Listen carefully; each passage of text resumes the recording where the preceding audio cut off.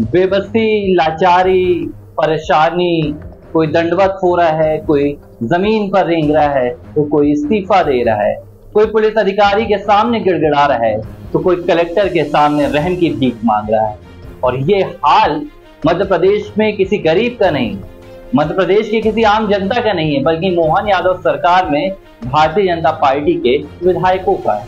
सुनकर आप भी हैरान हो गए होंगे, लेकिन पूरी सच्चाई। नमस्कार, लिबरल टीवी देख रहे हैं आप, मैं हूं आर मोहन तिवारी। मध्य प्रदेश में मोहन यादव सरकार के अफसरों के सामने भारतीय जनता पार्टी के विधायक बेबस हो गए हैं, लाचार हो गए हैं। वो विधायक जिन्हें जनता का जनप्रतिनिधित्व करना है, अपनी विधानसभा के क्षेत्र की जनता की आवाज उठाना है, अपनी ही सरकार में विधायकों के ऐसे हाल हैं कि अगर वे जनता की अर्जी लेकर कलेक्टर ऑफिस पहुंच रहे हैं, कलेक्टर के पास, एसपी ऑफिस पहुंच रहे हैं, पुलिस अधीक्षक के पास, तो उनकी सुनवाई तक नहीं हो रही है। अब मोहन यादव सरकार में एक के बाद एक विधायकों के ऐसे कारनामे सामने आ रहे हैं जो बता रहा है कि यहाँ पर भाई विधायकों का तो बंटाधार हो चुका है। अब ताजा उदाहरण कहां से आया?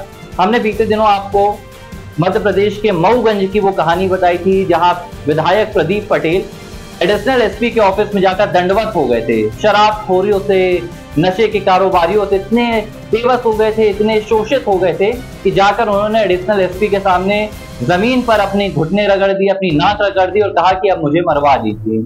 ये हमने एक कहानी बताई थी। अब दूसरी कहानी कहां से आई? सागर से। सागर से भारतीय जनता पार्टी के विधायक हैं ब्रज बिहारी पटेरिया।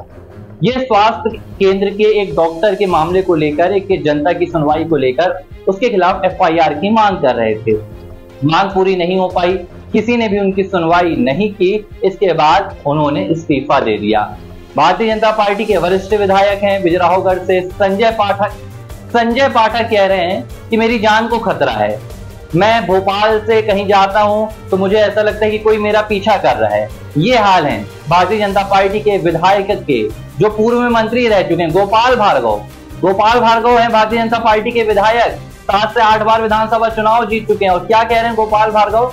गोपाल भार्गव कह रहे हैं कि मध्य प्रदेश में जिस तरह बेटियों के साथ अत्याचार हो रहा है, बलात्कार जैसी घटनाएं सामने आ रही हैं, ऐसे में क्या रावण दहन करना हमारा ठीक होगा?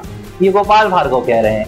पूर्व मंत्री हैं अजय विश्नोई, मौजूदा विधायक हैं। अजय विश्नोई क्या कह रहे हैं? अजय विश्नोई कह रहे हैं कि मध्य प्रदेश की सरकार नशाखोरों के खिलाफ, माफियाओं के सामने दंडवत हो चुकी है। यानी कि पूरी मध्य प्रदेश की मोहन यादव सरकार दंडवत हो चुकी है, घुटनों पर झुक चुकी है। और ये कहने वाले कोई विरोधी पार्टी के नेता नहीं है जो अपनी राजनीति साधने के लिए ये कह रहे हैं। ये भारतीय जनता पार्टी के विधायक हैं जिनकी सरकार इस वक्त मध्य प्रदेश में है। लेकिन आलम देखिए कि मध्य प्रदेश में अफसर इस कदर हावी हो गए हैं कि लग रहा है कि भैया मोहन यादव की भी नहीं सुनेंगे। मध्य प्रदेश के मुख्यमंत्री को भी किसी दिन घुटनों पर जाके ना बैठना पड़े किसी एसपी या कलेक्टर के सामने।